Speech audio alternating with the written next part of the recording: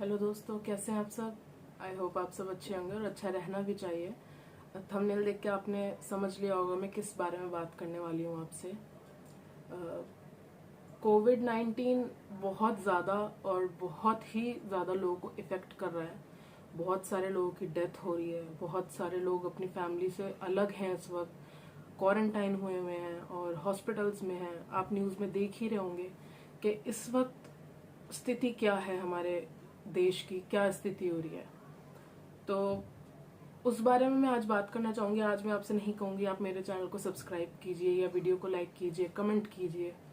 मैं बस आपसे इतना कहूँगी कि प्लीज़ जितना हो सके इस वीडियो को शेयर कीजिएगा, क्योंकि इस वीडियो में ऐसी बहुत सारी बातें हैं जो सबके लिए जाननी बहुत ज़रूरी है और सबको पता होनी चाहिए। ये वीडियो अनकट रहने वाला है, इसमें मेरे बहुत इमोशंस हैं और बहुत सारी ऐसी बातें हैं जो करनी ज़रूरी हैं। तो फर्स्ट ऑफ ऑल मैं आपको बता दूं कि थंबनेल में आपने देखा कि मैं कोविड पॉजिटिव हूँ या नहीं। तो गाइज मैं कोविड पॉजिटिव नहीं हूँ। मेरा कोविड-19 का टेस्ट नहीं हुआ और मैं कोविड पॉजिटिव नहीं हूँ।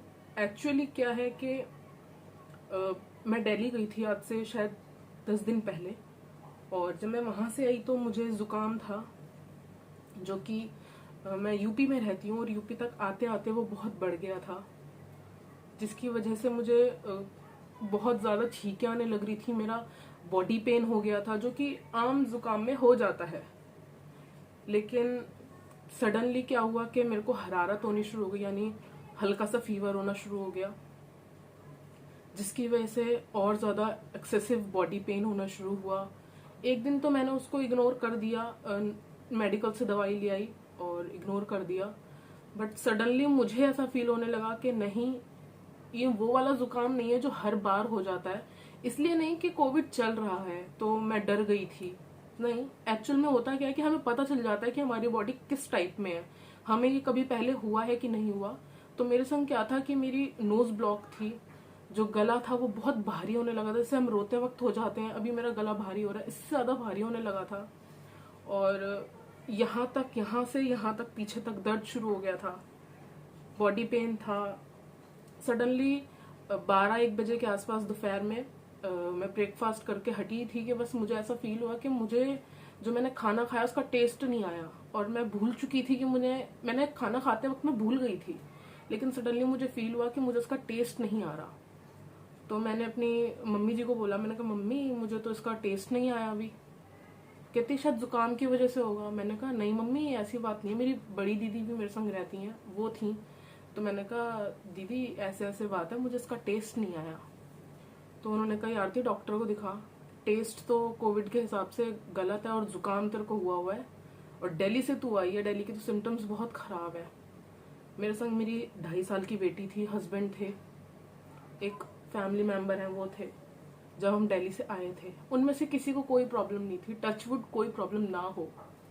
बट घर में बच्चे हैं, मेरी मम्मी है, उनकी एज 60+ है, मेरी दीदी की एज 60+ है। तो मैं कंसर्न थी और बहुत डरी हुई थी कि ये जुकाम भी हो तो भी ना फैले, क्योंकि ऐसा होता है वायरल होता है तो सबको 1 से लेकर 2, 2 से लेकर 3 सबको हो जाता है और हम उसे इग्नोर कर देते हैं। गाइस अगर आपका फर्स्ट स्टेज जुकाम है ना, तो प्लीज उसे इग्नोर मत करना, क्योंकि जुकाम के बाद आपकी बॉडी पेन होगी, बॉडी पेन के बाद आपको फीवर शुरू होगा और फिर धीरे धीरे धीरे धीरे आप डाउन होते चले जाओगे। तो मैं सिर्फ आपसे अपना एक्सपीरियंस शेयर कर रही हूँ और कुछ ऐसी बातें जो एक कोविड पेशेंट के लिए, कोविड की फैमिली के लिए जो इस प्रॉब्लम से फेस कर रहे हैं ना, उनको पता होनी बहुत जरूरी है, जो मैं कर रही हूँ इस वक्त और जिससे इफेक्ट हुआ है मुझे। तो सडनली मेरे को टेस्ट आना बंद हो गया, मुझे खुशबू भी आनी बंद हो गई, और मुझे सिर्फ फैमिली ने सजेस्ट किया कि आरती कुछ दिन सबसे दूर रह। और मेरी 2.5 साल की बेटी है, वो नीचे वाले फ्लोर पे रहती है तो फैमिली के संग ही है, तो फैमिली के संग मुझे कोई टेंशन नहीं है, लेकिन वो 2.5 साल की है। उसको मैंने बस एक बार समझाया था, मैंने कहा बेटा मम्मा की तबीयत ठीक नहीं है, मम्मा को फीवर हो रहा है। हालांकि मुझे फीवर नहीं था, उसे मैं कैसे समझाती, तो मैंने कहा बेटा मम्मा को फीवर हो रहा है, आप नीचे रहना माँ जी के पास, और रोना नहीं, परेशान मत होना, मम्मा ऊपर है, जब आपको मम्मा की याद आए ना फोन कर लेना। बच्चे नहीं रुकते, लेकिन सडनली वो मेरी बात समझ गई, और आज चौथा दिन है मैं इसी रूम में हूँ और कहीं बाहर नहीं जाती। वॉशरूम अटैच्ड है, कहीं नहीं जाती, कोई नहीं आता, फैमिली आती है डोर से मिलती है और चली जाती है। मेरी पूरी फैमिली जानती है इस वक्त मैं बिल्कुल फाइन हूँ, मुझे कोई प्रॉब्लम नहीं है, मेरे को कोई नेगेटिव सिम्टम नहीं है, लेकिन एज अ प्रिकॉशन भी मैं अपने ही घर में क्वारंटाइन हूँ। तो गाइस आई अंडरस्टैंड कि बहुत टफ है, ये फेस सबके लिए बहुत टफ है, बट प्लीज अगर आपको थोड़ा सा भी सिम्टम लग रहा है ना तो अपनी केयर कीजिए। अगर आपकी फैमिली में किसी को नॉर्मल जुकाम भी है, बॉडी पेन भी है, तो खूब अच्छे से केयर कीजिए। मैं आपको बताती हूँ मैंने क्या क्या ये 4-5 दिन में किया है जिससे मुझे फर्क लगा है। मेरा जो टेस्ट था वो वापस आ गया, जिससे मेरी स्मेल की जो प्रॉब्लम थी, खुशबू नहीं आ रही थी, कोई भी फ्रेग्रेंस नहीं आ रही थी, वो वापस आ गई। तो फर्स्टली मुझे रोना नहीं है, अदरवाइज मैं बहुत ज्यादा वीक होने लग जाऊंगी। मेरे है बॉडी पेन, और अभी जो है फिलहाल बॉडी पेन है, हल्का हल्का पेट में दर्द है, तो शायद वो दवाइयों की वजह से हो सकता है। जुकाम मेरा अब नहीं है, वो रो रही हो तो थोड़ा बहुत फील हो रहा है, बट अदरवाइज बिल्कुल जुकाम नहीं है। गला बिल्कुल साफ है और सर में दर्द नहीं है, टेस्ट आ चुका है, खुशबू भी आ चुकी है वापस, और पहले से बहुत इम्प्रूवमेंट है। तो मैं आपको बताती हूँ, फैमिली पूरा सपोर्ट कर रही है।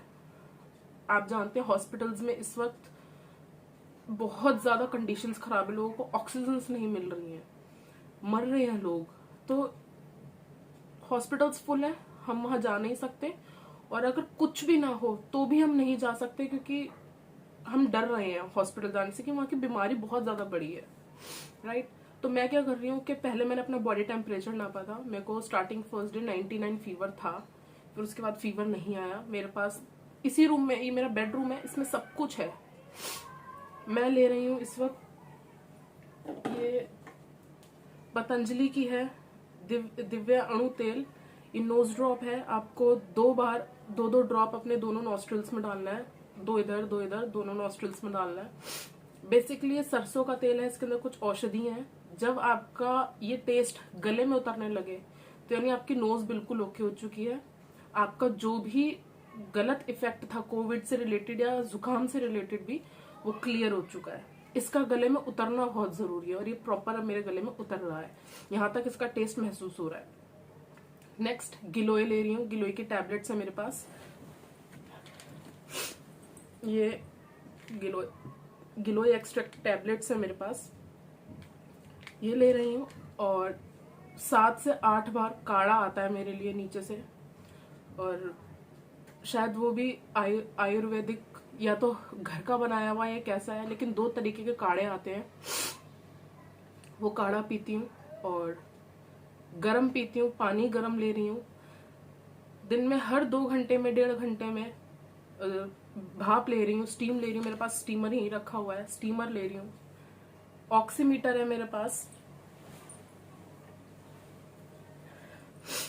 ऑक्सीमीटर है, अपना oxygen level time to time check कर रही हूँ।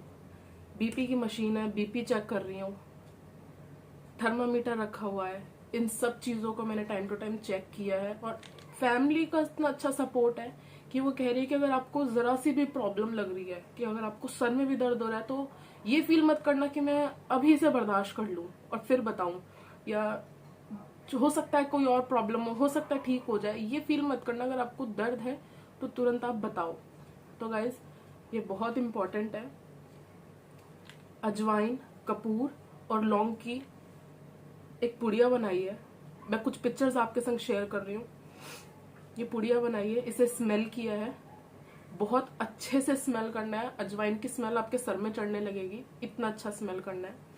अगर आपको लग रहा है आपका ऑक्सीजन लेवल ठीक नहीं है तो आप कच्ची प्याज खाइए, पेट के बल 2 घंटे दिन में जरूर लेटिए, उससे आपको बहुत फर्क पड़ेगा।